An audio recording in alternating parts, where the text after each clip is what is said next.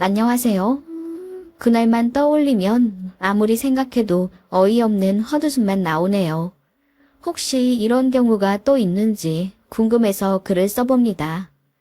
저는 40대 중반, 그 무섭다던 중2 남자아이 키우고 있는 워킹 싱글맘입니다.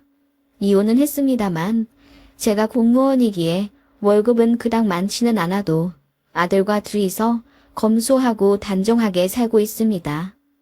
사람들에게는 제가 이혼했다는 이야기를 잘 말하고 다니지 않아요. 좋은 이혼이 어딨겠냐마는 제 이혼 사유는 남편의 바람 때문이었거든요. 지금에야 상처를 다 극복하고 잘 살고 있지만 남편 바람 처음 알았을 때는 어찌나 하늘이 무너질 듯 슬프고 막막하던지요.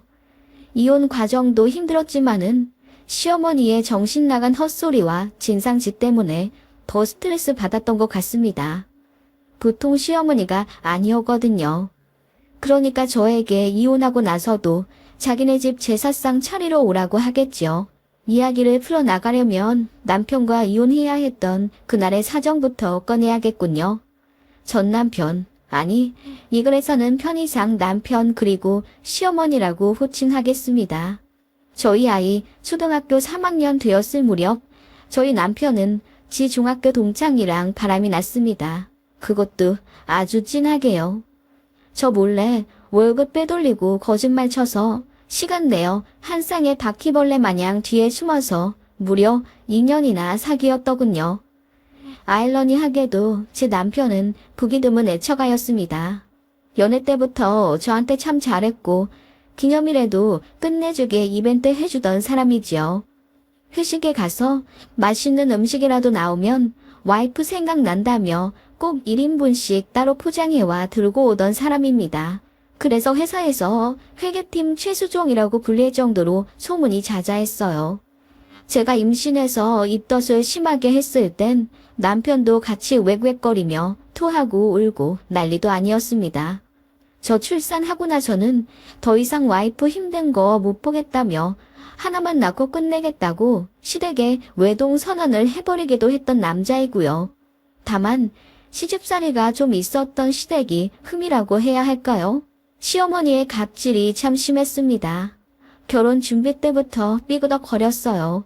저희 집은 아버지도 공무원이셨고 이런저런 집안 사정 탓에 돈을 많이 써서 딱 24평짜리 아파트 하나와 연금 말고는 다른 재산이 없으십니다. 반면 시댁은 고깃집을 운영하시는데 워낙 잘 되어 돈이 좀 많았고요. 특히 시어머니가 시외가로부터 받은 재산이 좀 있으시기 때문에 저희 결혼할 때도 시댁에서 신혼집을 지원받았습니다. 시모가 먼저 집을 해주겠다 하셨고 서울 외곽에 8억 정도 되는 아파트를 받았어요. 물론 남편 명의였고요. 그리고 나서 혼수 갑질이 대단하셨습니다. 시댁 차도 바꿔주길 바라셨고 어머님 밍크 코트도 2벌이나 요구하셨어요. 그 외에 명품 가방, 이불, 반상기 등 원하는 걸 다 합치면 거의 1억 가까이 되었고 저희 친정에서는 그럴 바에 결혼 못 시킨다고 화를 내셨습니다. 솔직히 말해 명의도 아들 앞으로 해줬으면서 무슨 1억 가까이나 되는 혼수를 요구하시는지요. 지금 생각하면 그놈의 시너집 때문에 제 인생이 꼬여버린 것 아닌가 싶습니다. 결국 남편이 울며 불며 중간에서 시모를 설득했고 결국 적당한 선에서 정리된 예물예단 그리고 혼수를 마련해 결혼하게 되었네요. 그때는 왜 발 뺄 생각을 못했나 모르겠어요. 아마도 제 나이가 어렸고 이미 모든 것이 예약된 상태에 사람들도 다 저 결혼하는 거 알고 있었던지라 이목 생각해서 그냥 결혼을 진행했었던 것 같아요. 그런 시댁에 있는 결혼은 불구덩이로 들어가는 짓이라는 걸 알면서 결혼한 이유는 오로지 남편 하나 때문이었습니다. 너무 자상하고 좋은 사람이었거든요. 그런 사람과 2년의 연애, 그리고 12년의 결혼 생활을 보내다가 남편의 정장 바지에서 우연히 모텔 영수증을 보게 되면서부터 지옥이 펼쳐진 거죠. 남편은 정말 빡빡 우기더군요. 자기같이 와이프만 아는 사람이 무슨 바람을 피우냐며 자기도 이런 영수증이 왜 있는지 모르겠다고 눈물까지 흘리며 억울해하길래 처음엔 저도 반신반의했죠. 싸움이 커져 시댁에서도 알게 되었는데 저희 시어머니 네 남편같이 지 와이프한테 잘하는 사람이 어딨다고. 그냥 어쩌다 흘러 들어간 거겠지. 자기도 모른대잖냐. 왜 이렇게 오바해. 네 남편 안 믿을 거면 이혼해. 라고 큰 소리 뻥뻥 치시던 그날이 잊혀지지가 않더군요. 결국 제가 남편 서재랑 차를 샅샅이 뒤져 여자 흔적을 발견했고 그 바람난 여자가 저랑도 두어 번 식사했던 남편 중학교 동창이라는 사실을 알게 되면서 기만당했다는 배신감에 더 미칠 것 같더라고요. 만약 한두 번 만나 실수한 사이였으면 아직 어린 저희 아들 생각해서 용서할 수도 있었습니다. 하지만 2년 동안 외도한 것은 실수가 아니었습니다. 그것은 저에 대한 모독이었죠. 그래서 삼자 대면에 그 여자 머리채도 잡고 경찰도 오고 난리도 아니었습니다. 결국 저는 더 얼굴 맞대고 살 자신이 없어서 이혼하자고 했고요. 그 와중에 더 충격적인 사실은 남편이 저랑 아이가 친정 가고 없을 때 집에 그 여자 불러서 잠도 자고 그랬다더군요. 제가 친정에 2달에 한 번 정도는 갔으니 2년 동안 저희 집에 십수번은 왔다 간 겁니다. 심지어 저희 안방 침대에서 그 짓거리를 했다는 걸 생각하니 피가 거꾸로 솟는 기분이 아닐 수 없었습니다. 더 놀라운 사실은 남편이랑 그 여자는 서로를 여보라고 부르더군요. 그러면서 블랙박스랑 핸드폰 관리를 정말 철저하게 하고 있었고요. 저희 남편 회사 특성상 성과금이 다른 통장으로 들어오는데 그것도 치밀하게 고쳐서 둘 데이트 비용으로 쓰는데 썼고요. 제가 바보여서 몰랐을 수도 있겠지만 남편은 제 앞에서는 둘도 없는 애처가에 가정적인 척 안심을 하게 만들어 놓고는 그렇게 치밀하게 증거들을 다 없애고 관리하는데 저는 속수무책으로 당한 거죠. 저는 너무 큰 실망감과 배신감에 돌아버릴 것 같았습니다. 남편은 울고불고 난리였죠. 제발 한 번만 봐달라 무릎 꿇고 빌고 이혼만 아니면 뭐든 하겠다며 삭발까지 할 기세더군요. 양가에서도 알게 되었고 저희 아버지는 극도로 분노하셨어요. 어머니는 그 착한 이서방이 어떻게 2년이나 바람을 피워서 내 딸 마음에 대못을 박을 수 있냐며 통곡하셨고요. 시댁에서도 처음에는 남편더러 뭐라고 했죠. 시아버지는 몽둥이까지 들고 와서는 당신 아들을 모질게 혼내 정신을 차리게 해주겠다며 흠씬 두들겨 팰 듯 액션을 취하셨고 시어머니도 왜 그런 못난 짓을 했냐며 등짝을 때리셨고요. 하지만 그것도 잠시 역시 팔은 안으로 굽는다더니 시어머니가 이혼 소송 중인 저한테 계속 찾아오셨습니다. 애미야, 그래도 많이 반성하는 모양인데 한 번만 봐줘라. 응? 아들이 이렇게나 어린데 어떻게 이혼하고 살 수 있겠니? 그래도 엄마 아빠가 같이 키워야지. 응? 이라고 하시며 저를 설득하시더니 결국 마음대로 되지 않자. 그래, 네 뜻이 정 그렇다면 어쩔 수 없지. 애는 우리가 잘 키우마. 라고 하시는 게 아니겠어요? 이혼 사유가 남편에게 있는데 저더러 아이를 내놓고 가라는 겁니다. 제가 미쳤어요? 내가 잘못한 것도 아닌데 우리 애를 왜 남편한테 두고 이혼해요? 당연히 제가 키워야죠. 네 생각해서 그러는 거다. 적당한 혼처 있으면 너도 재혼해야지. 애 딸린 이혼녀 어떤 남자들이 거들떠나 보겠니? 우리 아들이야 바로 재혼하겠지만. 그리고 무슨 여자 혼자 애를 키운다고 그래. 우리 집은 돈이라도 많지만 넌 뭐가 있니? 니네 친정 개뿔 없으면서 말이야. 괜한 자존심에 애 앞길 망치지 말고 우리한테 애 주고 가라. 라고 모진 말씀을 하시더군요. 그날 정말 목이 찢어져라 울부짖었던 기억이 나네요. 시어머니는 정말로 제 아이를 빼앗기라도 할 듯이 이혼 소송 중에 저희 집에 쳐들어와 자는 아이를 들쳐업고 데리고 가려는 액션도 취하셨고 제 아들 학교까지 찾아가서 행패를 부리기도 했습니다. 저는 위자료도 필요 없으니 양육권과 양육비 100만 원을 요구했고요. 시댁은 돈도 많으면서 양육비 100만 원이 너무 말도 안 되게 높다며 못 주겠다고 항소하더군요. 그리고 몇 천만 원 들여 변호사를 샀고요. 그야말로 진흙탕 싸움이었습니다. 시댁은 그렇게 아무것도 가진 것 없는 저와 싸워 양육비를 결국 월 80만 원으로 깎았습니다. 손자한테 주는 돈은 아깝지 않지만 저한테 주는 돈은 아깝다면서요. 진절머리가 나더군요. 그 와중에 아이 아빠란 놈은 지 엄마 뒤에 숨어서 아무것도 하지 않았습니다. 막상 헤어지고 남이 된다고 하니 더 이상 저에게 에너지 쓰고 싶지도 않은 듯 제가 이혼 소송을 건 그 순간부터 아예 집을 나가버리고 연락조차 제대로 되지 않았고요. 그래서 거의 시어머니랑 이혼 소송을 하다시피 한 겁니다. 제가 얼마나 힘든 시간을 보냈는지 아시겠죠? 아무튼 결국 그렇게 이혼이 마무리되었고 살던 집에서도 쫓겨나게 되었습니다. 그 집은 어머님이 남편 명의로 사준 집이었으니까요. 재산 분할을 어느 정도 받긴 했지만 그걸로는 살던 집이랑 비슷한 여건을 찾기가 힘들더군요. 공무원 대출과 한부모 혜택 등을 알아본 후 적당한 거처 찾아 이사를 준비하고 있는데 시어머니란 사람이 그러더군요. 너 그 집에서 계속 살고 싶냐? 그럼 지금이라도 늦지 않았으니 재결합하거라. 어이가 없어서 웃어버렸더니 시모가 또 이러더군요. 너 내가 해준 이 집에서 거의 10년도 넘게 살았으면서 설마 입 싹 닫고 가려는 건 아니겠지? 그게 무슨 말이에요? 제가 입을 싹 닫고 가다뇨. 다음 달에 현준이 증조 할아버지 할머니 제사인 건 알고 있지? 다른 건 몰라도 그날은 꼭 챙겨서 제사 지내러 오거라. 네? 저더러 제사상 차리러 오라고요. 어이가 없어서 제 귀를 의심할 수밖에 없었습니다. 그래, 넌 내가 해준 신혼집에서 누릴 거 다 누렸잖니?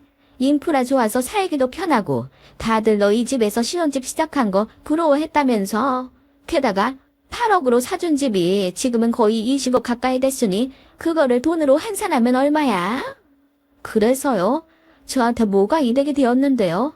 남편이 공동명의로 하자는데 어머님이 절대 안 된다고 반대하셨고요. 그 집에서 저는 일하랴, 애 키우랴, 집안일 하랴, 뭐 쉬지도 못한 10년이었는데 내가 뭘 누렸다는 건데요. 이것 봐라, 고마운 줄도 모르고. 그래도 내가 해줬으니 너도 떵떵거리며 잘 산 거지. 나가야 할 이자 안 내고 그 돈으로 네 코트 사 입고 화장품 사 쓰고 한 거 아니겠니? 제가 뭘 그렇게 사 입었다고요. 아시잖아요. 현준이 아빠가 저한테 거짓말하고 월급도 줄여서 얘기한 거. 여유 없었다고요. 아시잖아요. 집 해준 대가로 오히려 저한테 용돈 요구하신 분 어머님이시고요.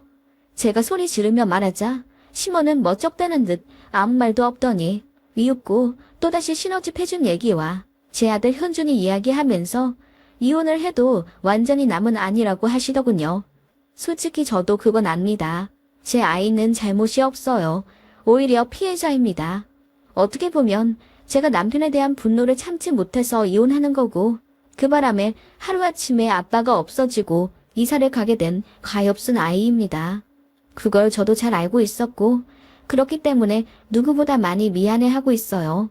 시모는 제 마음을 정확히 관통해 파악하신 후 제 약점과도 같은 이야기를 계속 꺼내시더군요. 현준이 생각해서라도 조부모 집에 자주 오게 해라. 현준이한테는 핏줄이잖니. 그러니까 제사 와서 절도 하고 그래야지.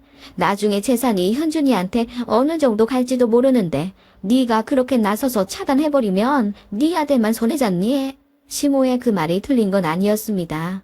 제 아이한테는 여전히 할머니, 할아버지이자 아빠인 그들이니까요. 재산 얘기도 어느 정도 맞다고 생각했습니다. 제가 아들 하나만 낳고 외동으로 끝낸 데다 남편한테는 여동생밖에 없어요. 그래서 시부모님은 제 아들이 대를 이을 수 있는 유일한 자손이라고 늘 애틋해 하셨죠. 그래서 저랑 남편 이혼할 때도 어떻게든 제 아이 데려가려고 난리를 치셨던 거고요. 저나 저희 친정한테는 이렇다 할 재산이 없기 때문에 시댁이랑 굳이 척지어 사는 것도 바람직하지 않다는 게 제 이성적인 판단입니다. 속은 열불이 터지지만요. 그래서 저도 많이 생각해서 제 아이는 제사 때 데려가기로 했습니다. 물론 저는 시가에 안 들어가고 아이만 가서 절하고 식사하면 제가 데리고 나오는 식으로요. 그런 식으로 조율을 하겠다고 하니 시모가 그럼 제사 준비는? 라고 묻더군요. 사실 그동안 저는 시댁 제사 때마다 얄짤없이 불려가 몇 시간 동안 제사상 차리느라 고생했습니다. 그날은 반차를 내서라도 반드시 시댁에 가야 했기에 제 주변 사람들이 저를 안쓰럽게 생각하곤 했습니다. 시모가 절대 이해해주지 않았기 때문입니다. 부자시댁 시집와서 신혼집까지 거저 받았으면 당연히 해야 할 일을 해야 한다며 시부모 아침상은 안 차려줘도 시댁 제사는 차려야 한다 라는 게 시모의 가치관이었습니다. 시어머니는 너무 고지식한 사람이라 저한테도 원래 일주일에 서너 번은 안부 전화를 하고 주말마다 시댁 와서 적어도 한 끼 정도는 시부모를 위해 요리하고 대접해야 한다는 주의였는데 남편이 그나마 막아줬었거든요. 아무튼 그런 시모였고 제사에 대해 많이 중요시하는 건 알고 있었습니다. 그런데 그거야 결혼 생활하고 있을 때 말이고 지금은 이혼, 게다가 남편의 잘못으로 이렇게 되어버렸는데 뚱딴지같이 제사 준비에 대해 넌지시 묻는 시모의 의중이 너무 어이가 없더라고요. 네? 제사 준비라뇨? 설마 저더러 준비하라는 말씀이세요? 그래, 현준이만 보내면 그 제사상은 누가 다 차리니? 지금까지 너랑 같이 차렸는데 나더러 다 차리라는 거야. 내 나이 곧 있으면 70인데? 아니, 그러면 이혼까지 한 마당에 제가 전시댁 제사 준비를 하라는 말씀이세요?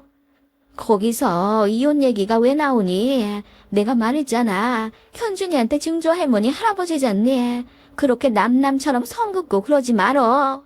그래서 제사할 때만큼은 현준이 보낸다고 하지 않았어요. 뭘 더 바라세요?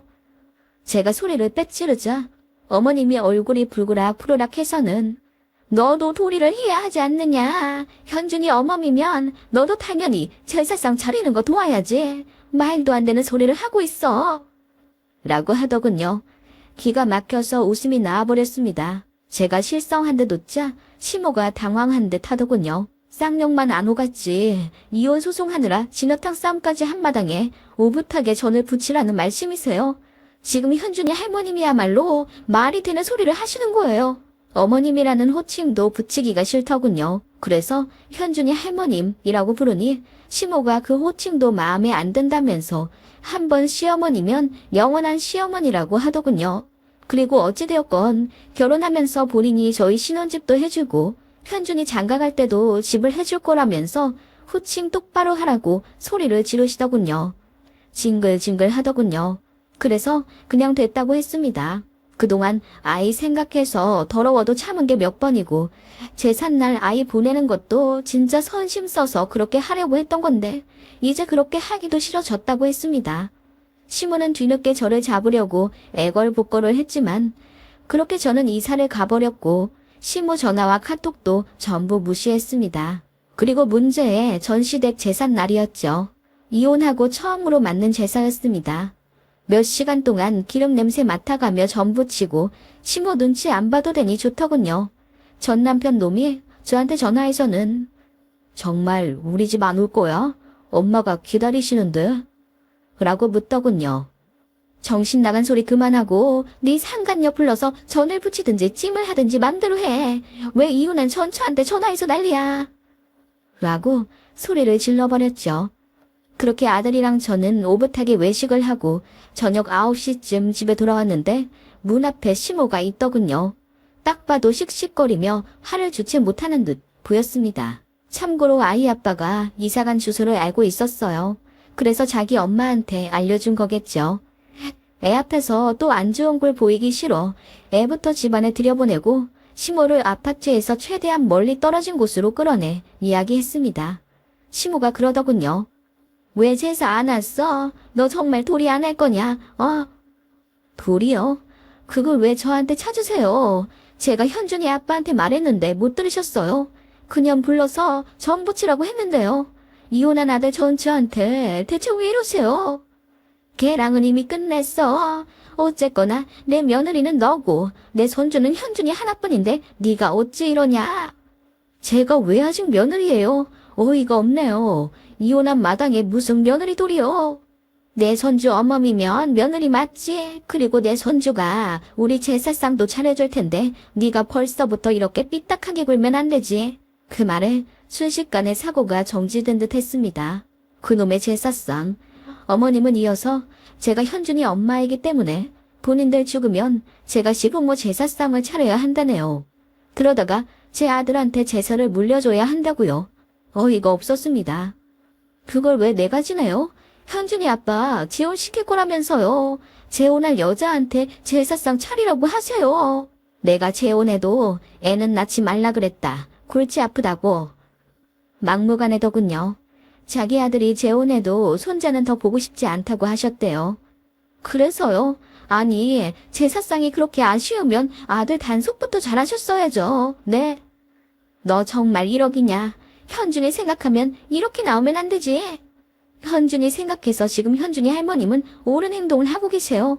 현준이에게 준다는 재산 핑계로 저랑 제 아이 옥죄려고 한다는 생각 안 해보셨어요? 현준이 지금은 어리지만 더 커서 이 사실 알게 돼도 자기 할머니 좋아할까요? 엄마 두고 바람난 아빠와 이혼해도 제사상 차리러 오라고 난리친 할머니를요. 제가 한마디 하자 시모가 갑자기 당황한 듯 아무 말도 못하더군요. 현준이 장가가면 집 해줄 거라고요. 글쎄요. 현준이한테 물어봐야겠네요. 제가 지금까지는 지 아빠랑 할머니 할아버지 미워하지 말라고 아무 말 안 해줬는데요. 자꾸 이렇게 나오시면 저도 애한테 1부터 100까지 다 밝힐 수밖에 없어요. 아니, 예, 그건. 시모가 말을 더듬으며 얼굴이 새빨개지더군요. 사실 저는 아이에게 더 상처 주고 싶지가 않아서 남편 바람에 대해 함구하고 있었습니다. 제 아이는 그냥 저랑 남편의 성격 차이로 이혼하는 줄만 알아요. 남편이 2년이나 가정을 속이고 다른 여자와 바람을 피웠다는 사실을 모르게 해주고 싶었습니다. 나중에 성인이 되어 알게 되면 몰라도요. 그래서 싸울 때도 안간 힘을 다해 아이 앞에서는 안 싸웠어요.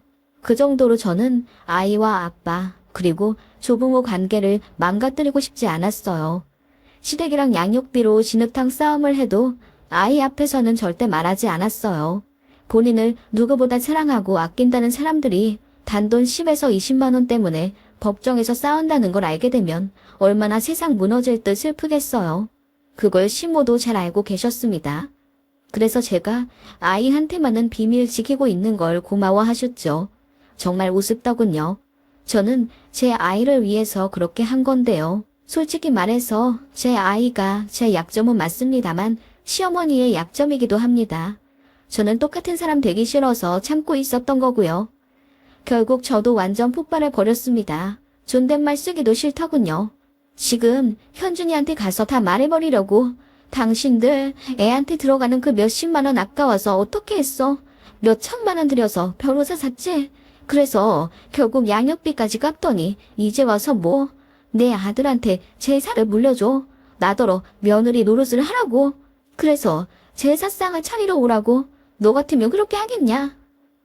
라고 했더니 시모가 얼굴이 파리해지더군요. 저는 늘 내내거리는 순종적인 며느리였습니다. 이혼하면서도 최대한 화를 참고 또 참았던 사람이고요. 가뜩이나 몸도 왜소한 편인데다 목소리도 작아서 거구의 시어머니는 늘 저에게 큰 소리로 호통치시고 만만하게 보고 얕보셨습니다. 그런데 이제 와 반말까지 써가며 소리를 지르니 충격 꽤나 받으신 모양이더군요. 제사? 그래, 더러워서 내가 차려줘야겠네. 당신들 제사상에 뭐 올려주면 돼? 붕어빵? 치토스? 먹다 남은 유통기한 지난 빵 쪼가리라도 올려주면 다행이겠네. 바람나 이혼한 전 남편 부모 제사를 깍듯이 차려줄 거라 착각하는 당신도 참 한심하다. 뭐라고? 아니, 현준애미야. 너 갑자기. 그냥 현준이한테도 다 얘기를 해버리려고. 너한테 한 푼 주는 거 아쉬워서 맞소송까지 건 사람들 얼굴 계속 볼 거냐고. 네 아빠가 엄마한테 얼마나 큰 상처를 줬는지도 내가 지금 당장 집에 들어가서 자세히 다 말해줘야겠네. 라고 했더니 시모가 얼굴이 사색이 되어 저를 붙잡더군요. 그게 아니라. 그게 아니긴 뭐가 아니야. 그리고 뭐 현준이 장가가면 집을 해줘. 퍽이나 해주겠다. 양육비 몇십도 아까워하는 인간들이. 아니 그건 너도 알잖니. 너한테 돈 흘러 들어갈까봐 그렇게 한 거지.